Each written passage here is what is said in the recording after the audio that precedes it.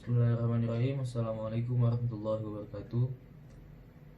Yang terhormat Ibu Melati SEMM selaku dosen pengampu mata kuliah manajemen mutu terpadu.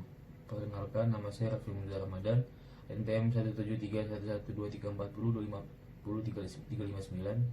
dan Fakultas Ekonomi dan Bisnis, Program Studi Manajemen Universitas Nasional Jakarta Selatan.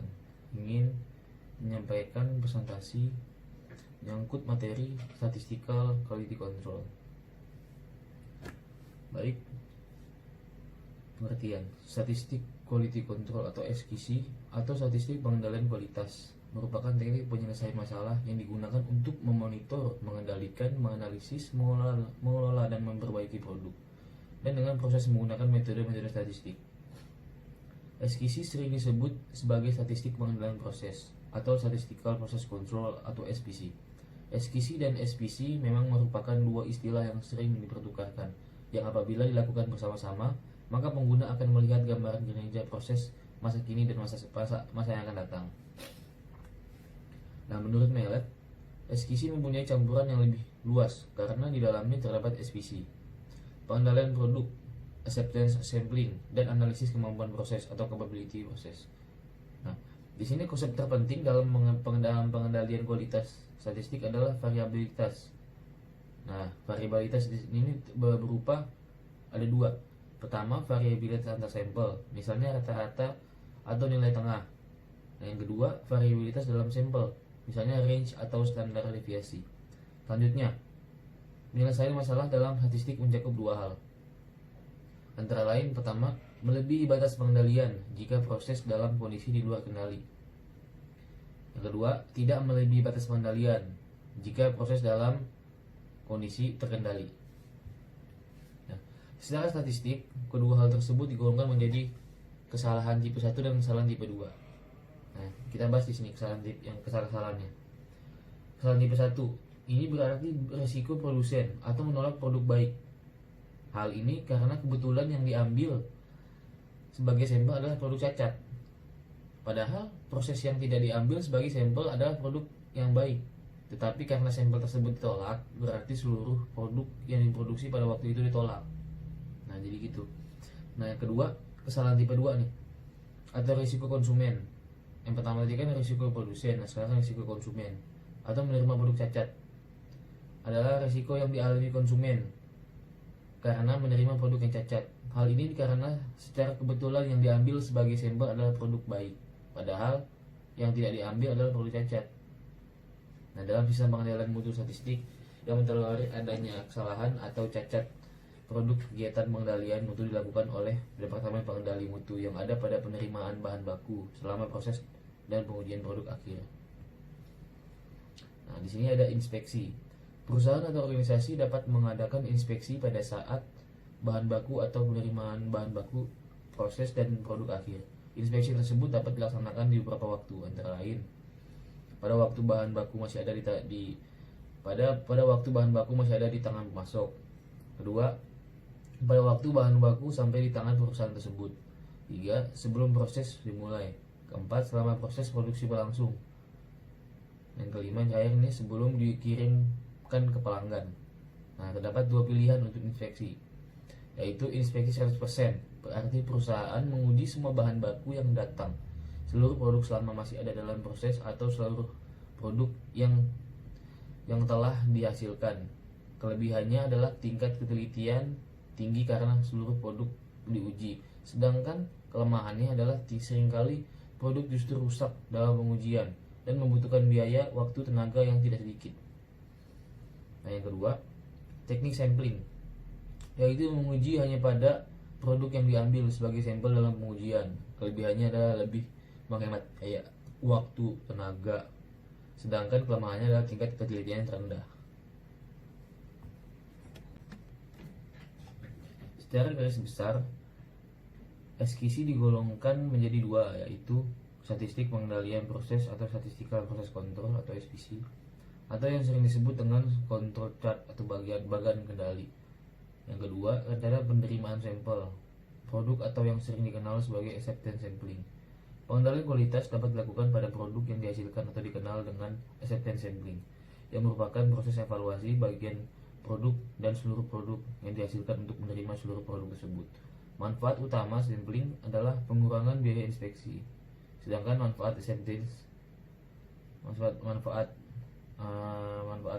biaya sampling antara lain staf inspeksi yang lebih sedikit akan mengurangi kompleksitas inspeksi dan biaya administrasi inspeksi tersebut.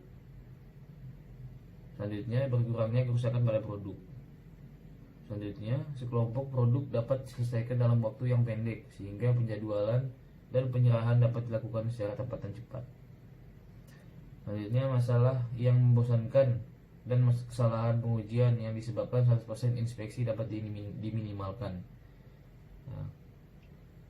Ada penolakan produk yang tidak sesuai cenderung mengesankan penyimpangan kualitas dan penting bagi organisasi untuk mencari tindakan pencegahan.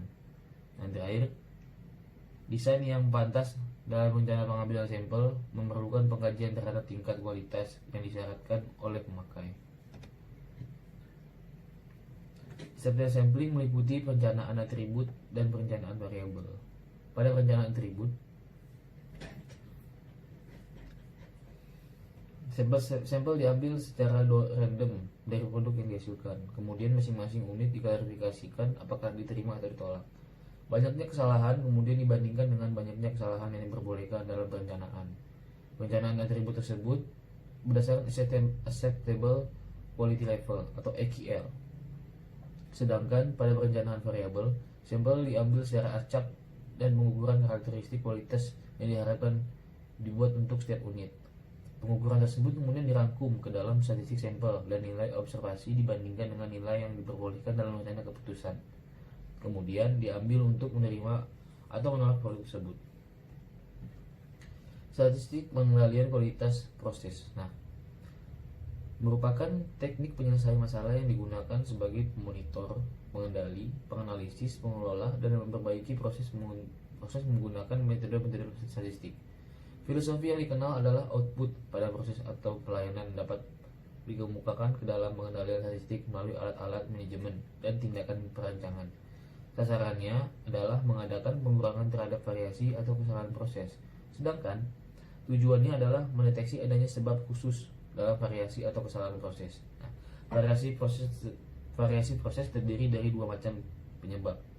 Penyebab pertama yaitu penyebab umum atau random cause atau change cause yang sudah melekat pada proses. Yang kedua, penyebab khusus atau assignable cause atau special cause yang merupakan kesalahan yang berlebihan. Selanjutnya proses dikatakan dalam pengendalian statistik apabila penyebab khusus dari penyimpangan tersebut tidak nampak dalam proses sehingga dicapai stabilitas proses. Apabila stabilitas proses tercapai, maka kemampuan proses dapat diperbaiki dengan mengurangi penyimpangan karena sebab umum. Diagram ini menjelaskan proses yang terjadi di dalam hasil observasi data-data satu produk. Unsur dalam diagram kendali itu ada pertama garis pusat atau CL, kedua batas atas atau UCL, tiga batas bawah atau LCL, keempat grafik plot data observasi. Untuk membuat diagram kendali itu dibutuhkan sekumpulan data yang akan diplot dalam diagram. Dalam diagram kendali itu dibedakan menjadi dua data. Pertama data variabel dan data atribut. Di dalam data variabel itu terdapat karakteristik yang diperoleh dari pengukuran, contoh berat, panjang, dan lain-lain. Terus ada bisa merupakan angka utuh atau pecahan. Terus variabel acak dan kontinu. Itu untuk data variabel. Untuk data atribut itu terdapat karakteristik yang diutamakan untuk ukuran catatan. Kedua, mengklarifikasikan suatu produk menjadi baik atau buruk atau cacat. Contoh, radio berfungsi atau rusak. Selanjutnya variabel acak yang diskrit itu untuk data atribut. Jenis-jenis diagram kendali sangat bermacam-macam. Namun jenis yang biasa digunakan yaitu pertama diagram nilai kontinu atau diagram X kurang R. Yang kedua diagram nilai diskrit atau diagram P kurang C. Sekarang kita masuk ke diagram X dan R untuk nilai kontinu. Merupakan diagram yang mengendalikan dan menganalisa proses dengan menggunakan nilai kontinu seperti panjang, berat, diameter, dan lain-lain. Nah, diagram X ini digunakan untuk menganalisa nilai rata-rata subkelompok data. X di sini adalah besaran yang dapat diukur atau variabel, dan cara mengukurnya dapat dipakai dengan alat-alat tergantung dari apa yang diukur. Bentuknya diagram R digunakan untuk menganalisa range atau kisaran dari subgrup atau kelompok data. Nah, R di sini adalah range, yaitu untuk melihat perbedaan ukuran dalam skala yang lebih kecil atau perbedaan angka yang paling besar dan yang paling kecil dari satu kali pengambilan sampel. Kedua diagram tersebut saling melengkapi karena sampel harus menunjukkan nilai rata-rata yang dapat diterima dan jarak pengukuran yang dipertanggungjawabkan sebelum proses dinyatakan dalam keadaan under control. Tujuan penggunaan diagram X dan R ini, contohnya kelingan yang rusak pada sayap pesawat, gelembung-gelembung udara pada botol atau gelas, goresan pada lempengan pelat, dan sebagainya. Nah, masuk ke diagram kendali P. Diagram kendali P merupakan jenis diagram kendali batas atribut. Memakai skala dengan data kategori. Misalnya buruk atau jelek. Diagram P memperlihatkan persentase dari item yang tidak sesuai. Contoh, menghitung jumlah kursi rusak dan dibagi dengan jumlah total kursi yang diperiksa. Nah, diagram kendali P disebut sebagai diagram kendali defektif, di mana P adalah rasio antara jumlah produk defektif yang didapatkan dalam inspeksi terhadap jumlah seluruh produk yang diinspeksi, yang dapat dinyatakan dalam fraksi tersebut disebut fraction defektif, atau persentase disebut percentage defektif. Diagram kendali P dapat disusun dengan jumlah sampel tetap atau bervariasi. Tujuan dari diagram kendali P ini itu untuk membuat persentase atau proporsi dari produk yang defektif per sampel untuk menilai masing-masing produk dapat diterima atau acceptable atau ditolak atau defektif. Yang terakhir ada diagram kendali C. Banyak parameter yang dikendalikan tidak dapat dinyatakan sebagai bagian seperti dalam diagram B. Misalnya, dalam pertenunan, jumlah defek per 10 meter persegi dari bahan yang diproduksi mungkin merupakan parameter yang harus dikendalikan. Di sini, satu defek mungkin artinya kecil, tetapi kalau defeknya besar, per unit mungkin dapat merupakan objek penting sekali. Untuk itu, distribusi kemungkinan yang berlaku adalah distribusi Poisson, di mana terjadi defek secara random. Sedangkan tujuan dari diagram kendali C adalah untuk mengetahui jumlah defek dalam unit produk tetap. Baik, kurangnya mohon dimaafkan. Presentasi dari saya. Billahi taufiq wal hidayah. Wassalamualaikum warahmatullahi wabarakatuh.